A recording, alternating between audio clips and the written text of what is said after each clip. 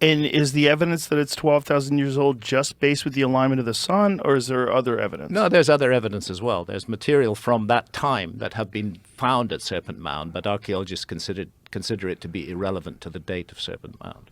Yeah, material, like what kind of material? Carbon datable material, objects, bits of wood that were burnt.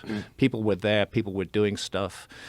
It's clear that that site has been constructed and reconstructed multiple times over thousands and thousands of years. And this is a theme that I've found throughout making Ancient Apocalypse, that when you look at a particular site, what you're looking at is the latest incarnation of that site.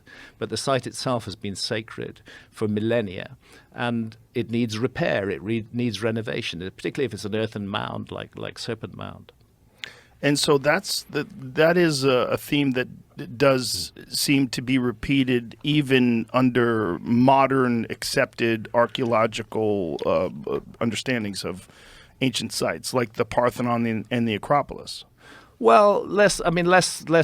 Less so in terms of the timeline. Less so in terms of the timeline. I mean, one of the sites we visited for this series is an incredible pyramid in Mexico, at a place called Cholula. And it is, in fact, the largest pyramid in the world. Very few people have even heard of it, but it's a much bigger pyramid than the Great Pyramid of Giza in Egypt.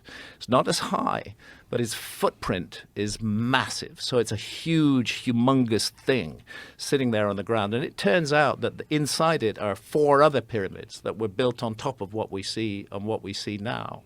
What we see now was built on top of those older pyramids. And then at the very heart of it is a sort of sacred spring that seems to have been the reason for the creation of that. And we again explore the possibility that the origins of this site may be much older than the archaeological dating.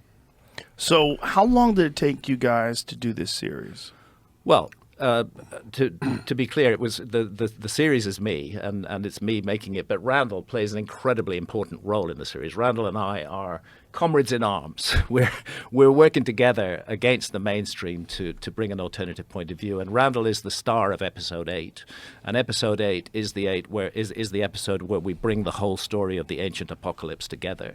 The terrible Rogan things that experience. happened to this world. Terrible things. That was the time when all the great megafauna went extinct, the saber-toothed tigers, the woolly rhinos, and so on and so forth. They all went extinct between 12,800 and 11,600 years ago. And there's evidence of just utterly cataclysmic flooding in North America, particularly in the Channel Scablands in the Pacific Northwest.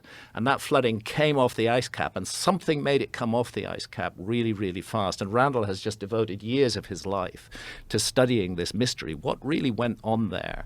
And let's not underestimate it. Let's just not talk about lakes bursting their banks. Let's talk about something huge that took place, and the landscape speaks to that huge event.